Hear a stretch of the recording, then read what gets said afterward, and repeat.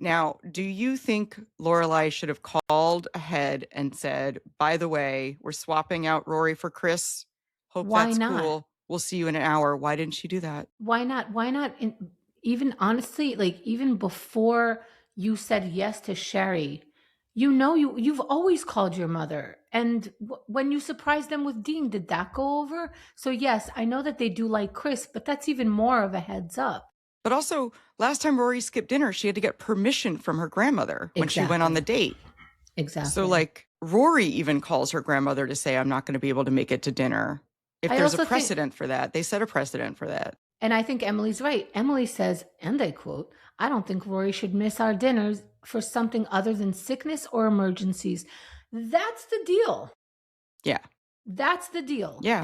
Or if Rory wants to do it because she missed one for a date and like Rory navigated that herself.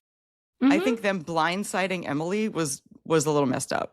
Now, Emily is not actually pissed off at that. She's pissed off that, Right. like, once again, that her daughter doesn't get to have the prize that is Chris. I know. What is this person? So they spend, Emily goes to dinner. I wrote that this scene is sponsored by Volvo.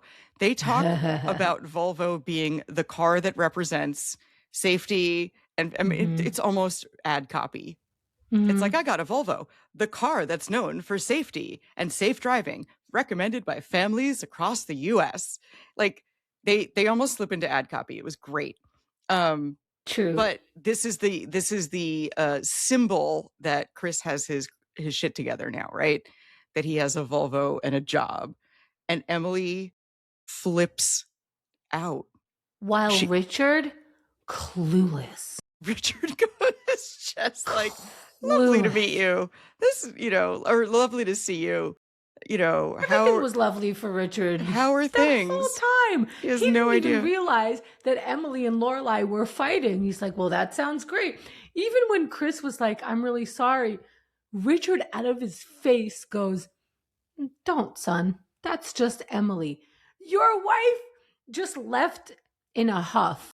Yeah. Richard has gone bye-bye. Egon, what have you got left? Richard, I love that because that's how I know guys like this. Where like the emotional thing in the room right over their head. Totally. And you're like, did you see that like they almost got divorced at the party? And he's like, what? I didn't see anything. like, you've missed this whole time.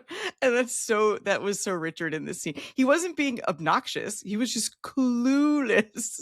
That is kind of obnoxious though. But it wasn't malicious. Yeah. It wasn't malicious, true. I guess. He's just so out of it. Yeah. And he's like, my boyfriend has been that version of a guy who comes home after he hangs out with a friend. And it's like, maybe the friend is getting divorced. And I'm like, oh, how long? Since when? What's the new? Oh, nothing. No question. No follow-ups. He seemed okay. And you're like, how is he okay? He just got out of prison. And he's like, no, he seemed fine. You're like, how was prison? Oh, we didn't talk about it. You're like, what? What did you say? Yep. Where's he live now? I don't know. Didn't Is come he up. Working? No. What did you talk about? Were you talking at any point? Oh, yeah, we talked. About what? I don't know. And I know he's not lying. That's the thing. He's not lying. He's just disinterested. Yeah.